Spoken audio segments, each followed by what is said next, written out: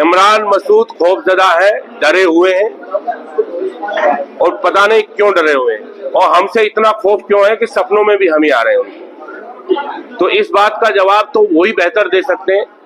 हमने तो हमेशा उनका सम्मान किया, उन्हें सम्मान दिया, और हम तो अब बता रहे आपके कहना नहीं चाहते थे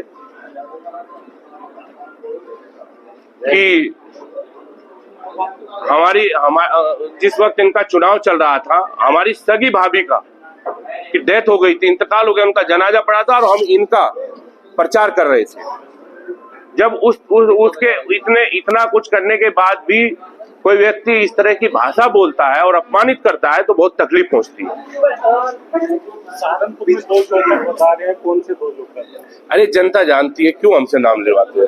जिस तरह से पटक चल रही है आपस में, देखिए हाँ, घोषणा करती है शहनवाज खान में इलेक्शन लड़ानी है, तो 2027 में किस तरह से करेंगे? क्या है इमरान मसूद जो घोषणा कर दी है? क्या है? गठबंधन में कोई खटपट नहीं चल रही है, गठबंधन मजबूती से और पीडीए की लड़ाई को मजबूत कर रहा है।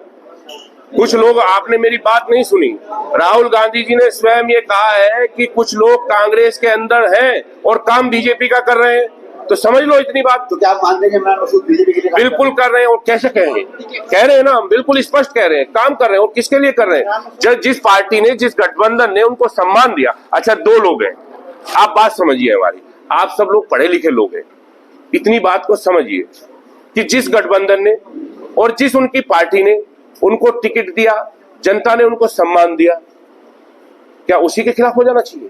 गठबंधन के खिलाफ होना, सम्मान नहीं करना चाहिए जनता का और जनादेश का? जनता का सम्मान करना चाहिए कि नहीं? और दूसरे की बात कर रहे हो, तो दूसरे को जिन्होंने बनवाया, जहां से वो बन के आए आप सब जानते हो, उनके साथ धोखा करके आए कि नहीं आए?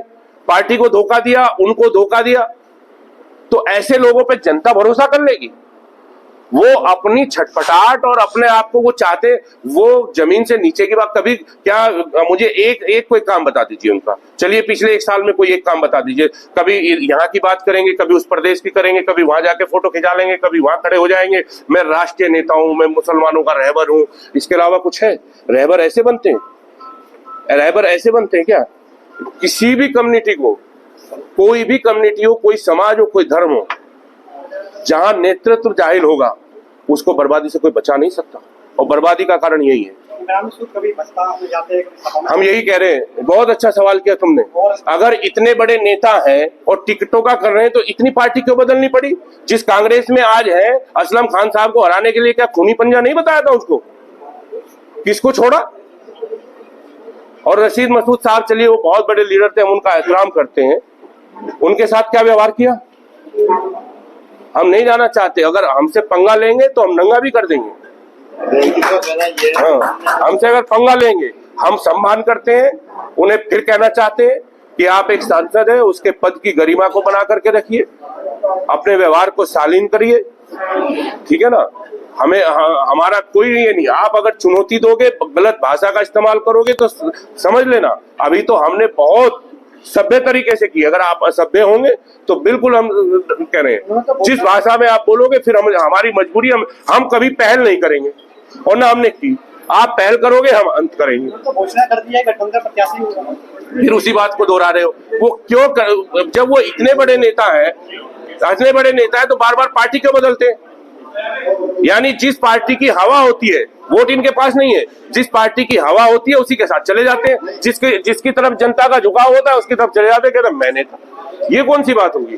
जनता, देखिए, किसी को नेता बनाने में सबसे बड़ा हाथ जनता का होता है, इसलिए हम जनता के प्रति आभारी रहना चाहिए हमें। तो आप सभी का बहुत बहुत धन्यवाद।